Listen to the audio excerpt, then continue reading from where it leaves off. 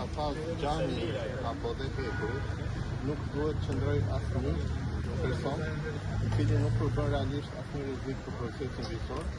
Dhe në proces gjyqësor do të jemi të gjithë së barabartë para akuzës edhe para gjykatës edhe para personave që ndjekin procesin gjyqësor live.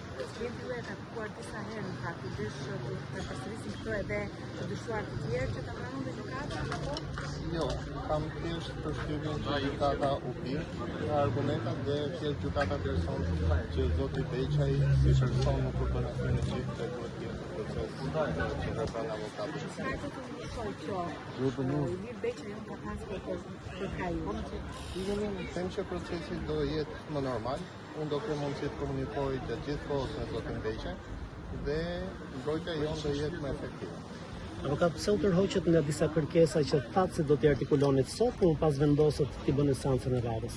Po sepse donim t'ja linin ceremonisë së asaj seance, ku zoti Beqaj ishte në sallë, dhe mos t'i zëronin sot këto kërkesa, nuk kisha arsye tjetër.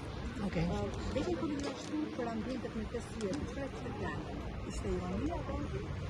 Ka përshtypjen që një ironi në fakt një lajm që mund të ketë dëgjuar në media, por asgjë shumë të vërtetë. Në vërtetë janë në kësaj? Jo. Se do të thotë ironi.